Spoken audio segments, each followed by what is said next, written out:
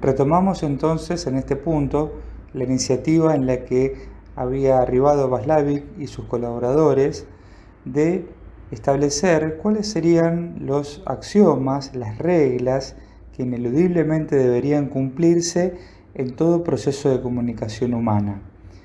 Václavic llega a la conclusión de que existen 5 axiomas de la comunicación humana que se verifican en toda comunicación eficiente y que aparecen alterados o de alguna manera distorsionados en las comunicaciones que no son eficientes. A continuación pasaremos a describir cada uno de estos axiomas con los aspectos que tienen que ver con su cumplimiento en las comunicaciones cuando se realizan de modo constructivo y adecuado, y también exploraremos qué sucede con las excepciones, es decir, cuando estos axiomas adquieren su forma patológica. El primer axioma señala que es imposible en cualquier situación interactiva no comunicar. Esto se desprende de la idea de que, como ya se ha planteado en un recurso anterior, uno de los supuestos, la comunicación, el estudio de la comunicación que desarrolla Václavic es sobre la interacción visible que se produce en una relación entre seres humanos. Por lo tanto, comunicación está igualada a conducta. Toda comunicación es una conducta y toda conducta tiene un efecto comunicacional, inevitablemente. En términos lógicos, no es posible hacer algo que sea una no conducta. Yo puedo a lo sumo tener una conducta pasiva, tener una conducta de quedarme quieto, tener una conducta de esconderme, tener una conducta de retraerme del contacto, pero lo que no puedo hacer es una no conducta. No existe como categoría lógica. Por ende, si comunicación es igual a conducta y no es posible la no conducta, no es posible la no comunicación, porque son términos equivalentes. Dicho de otra manera, cualquier cosa que suceda en un espacio de interacción entre seres humanos es una conducta y comunica. No es posible no comunicar. Ahora bien, supongamos que entre dos personas que se encuentran en una situación interactiva, hay uno de ellos que intenta negar este axioma, es decir, intenta producir algo que sería una no comunicación. Supongamos, siguiendo uno de los ejemplos que dan los autores, la situación en un viaje en avión, donde una persona está sentada en su silla y de repente se sienta otra persona al lado con intención de comunicarse, con intención de conversar. Si el primer sujeto no quiere comunicarse, no quiere desarrollar la comunicación, no quiere avivar la posibilidad de establecer conversaciones, tendrá que desarrollar alguna conducta que sea claramente inhabilitante o negativa o que no aliente a que el otro comunique. Y eso será en sí una comunicación. Por ejemplo, si la persona mira por la ventanilla fijamente o ante las preguntas o comentarios de su interlocutor no responde o le dice directamente que no quiere establecer comunicaciones, que prefiere el silencio, bueno, ese es un mensaje que le está dando al conversador deseoso de que no va a haber ninguna conversación entre ellos. Pero esto es un mensaje de retraerse, negarse a comunicar. Ahora, supongamos que la persona que no quiere hablar tampoco quiere dar la impresión de ser maleducada o desconsiderada o desatenta. Entonces se ve en una paradoja de no querer comunicarse, pero a la vez no querer asumir los riesgos o los costos que tiene expresar una negativa. En ese punto, dice Václavic, entonces, la persona, para poder resolver esa paradoja, tiene que desarrollar una conducta sintomatológica que podría traducirse de la siguiente manera. A mí no me molestaría hablarte, pero hay algo más fuerte que yo que me lo impide.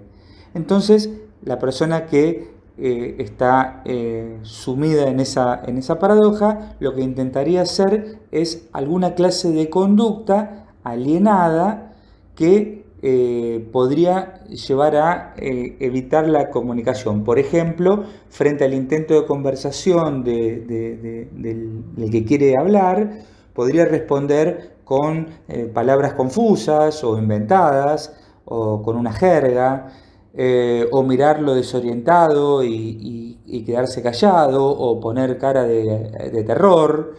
Entonces, de esa manera no alienta la comunicación y a la vez no se hace responsable del rechazo de la comunicación. Entonces, de este modo, esa conducta alienada le sirve para evitar comunicarse aún comunicándose, con el costo de que es calificado como loco o como una mente enferma. El segundo axioma de la comunicación señala que precisamente toda comunicación humana tiene dos aspectos, un aspecto de contenido y otro de relación.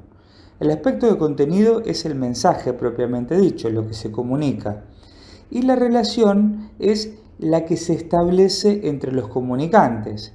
Por ejemplo, si yo estoy parado en un aula de la facultad frente a un grupo de gente que está sentada en un banco y yo digo algunas palabras y los demás se ponen a notar, además de lo que digo, que es el contenido de lo que yo puedo estar diciendo, establezco en ese mismo acto que la relación es que yo soy el profesor y los que están sentados son los estudiantes. Entonces, siempre que dos personas se comunican, además de lo que comunican propiamente dicho, establecen alguna clase de relación entre las comunicantes. Y lo que señala este axioma también es que el aspecto relacional determina, le da sentido al contenido. Siguiendo con el ejemplo, supongamos que yo en un momento determinado frente a la clase, en el aula donde yo la estoy dictando, dejo de hablar y me retiro, y alguno de los que están como estudiantes se levanta, se pone en el frente y sigue hablando del tema. Es probable que los estudiantes que estén sentados y permanezcan en sus bancos quizás no sigan tomando nota o le pregunten: ¿y por qué te paraste? ¿Qué haces ahí? ¿Por qué estás hablando ahí si vos no sos el profesor? Inclusive, aunque el estudiante que se haya levantado hable a la clase y diga cosas más interesantes o más pertinentes que la que yo pueda decir, no va a ser tomado en cuenta de la misma manera que si la dijera yo, porque el profesor soy yo y él es otro, y él o ella es otro estudiante. Entonces, no importa tanto el contenido de lo que se comunica, sino que es la relación la que determina el valor y el sentido del contenido. Ahora bien, la versión patológica de este axioma se expresa cuando entre dos comunicantes hay acuerdo en el nivel de contenido de lo que se está comunicando, pero hay desacuerdos en el nivel relacional. El ejemplo que da Václavic es el de un matrimonio en donde el marido recibe el llamado telefónico de un amigo que está visitando la ciudad en donde ellos viven, él y su mujer, e invita a este amigo, que es un amigo en común, a pasar algunos días en la casa, suponiendo que su mujer se va a poner contenta porque es un amigo en común, entonces hace mucho que no lo ven y demás. Ahora, cuando su mujer regresa y él le cuenta esto, su mujer se enoja e inician una disputa. Cuando intentan llevar esto a la terapia de pareja que están haciendo, los dos dicen que están de acuerdo en que el amigo esté en la casa y que va a ser una buena cosa para los dos, pero no obstante no pueden dejar de discutir acerca del tema. Lo que está en discusión en realidad es quién tiene derecho a habilitar sin consulta previa de quién va a estar viviendo o de visita en la casa. Entonces, esta pareja está intentando resolver en la dimensión de contenido la invitación del amigo a pasar unos días en la casa, un problema que es relacional, que es quién de los dos puede arrogarse el permiso de inconsultamente arreglar las cosas para recibir la visita de alguien a la casa. En el aspecto relacional, Václavic señala que la comunicación es siempre también una definición del sí mismo del comunicante, o es un intento que hace el que comunica de definirse. Es una manera de mostrar cómo se ve a sí mismo cuando comunica algo. Entonces, la comunicación en ese sentido puede tener tres respuestas de parte de quien recibe la comunicación. El receptor puede confirmar lo que el emisor de la comunicación está definiendo acerca de sí mismo, que en el ejemplo que dábamos recién sería que, supónganse que el marido, cuando la mujer llega a su casa, dice, bueno, acabo de invitar a este amigo que viene de visita a la ciudad, que se quede unos días con nosotros, y la mujer le dice, uy, qué bueno que lo hiciste, lo vamos a recibir y acepta bien. Bueno, esto sería una confirmación no solo del mensaje de que el amigo será bienvenido, sino también con esa respuesta la mujer le confirma al marido que él tiene derecho a decidir a quién recibe en la casa sin necesidad de consultarlo con ella, que él tiene autonomía, es decir, confirma la imagen que el marido tiene de sí mismo al expresar y al haber realizado esta invitación. También la mujer podría haber respondido directamente, no estoy de acuerdo con que hayas invitado al amigo que tenemos en común, me parece que primero me deberías haber consultado a mí para ver si tengo algún otro plan, hay alguna otra situación que tengamos que atender.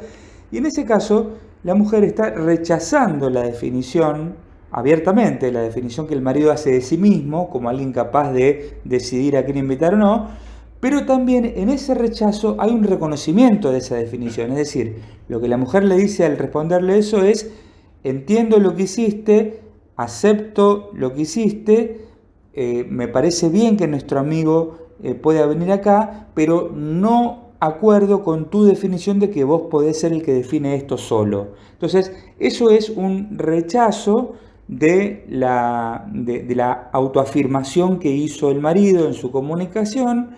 Básicamente el subtítulo sería, estás equivocado con esa definición que haces de vos mismo. Vos no podés definir solo porque yo no voy a estar de acuerdo. Ahora bien, hay una tercera posibilidad de respuesta a esto, que es lo que se conoce como desconfirmación. La desconfirmación tiene un protagonismo muy importante en el desarrollo de conductas psicopatológicas. Václavic da un ejemplo. Él dice que en una sesión de terapia de parejas, una mujer se queja de su marido. Imaginemos, por supuesto, que estamos hablando de estudios realizados en familias de clase media norteamericana en la década del 60, entonces sepan disculpar la estereotipia de género que están presentes en los ejemplos, pero es para trabajar literalmente el texto tenemos que citarlo.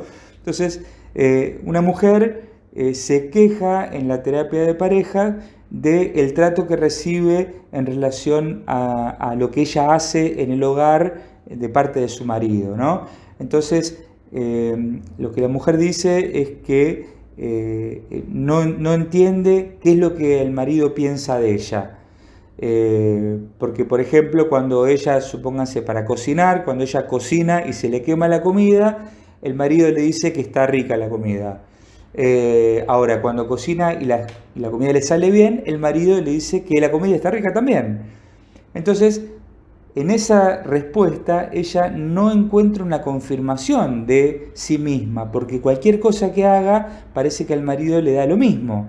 Entonces, dicho de otra manera, si bien el marido le responde, y aparentemente le responde de forma supuestamente positiva, como que la comida siempre está rica, el mensaje que está allí presente es que tu comida no existe o vos no existís, ¿sí? Porque no importa si haces la comida rica, si haces la comida fea, yo siempre te voy a decir que está rica. Entonces, esto es lo que se llama la desconfirmación. La desconfirmación presupone un desconocimiento de la definición que el comunicante hace de sí mismo.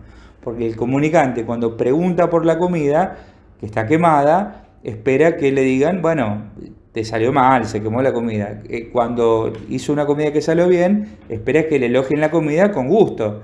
Ahora, si frente a cualquier mensaje la respuesta siempre es la misma, queda una sensación de sinsentido, de indefinición, que es propia de la desconfirmación. Y esta desconfirmación le impide a quien emitió el mensaje definir su propia existencia, definir su propia identidad, y por eso es una reacción tan angustiante.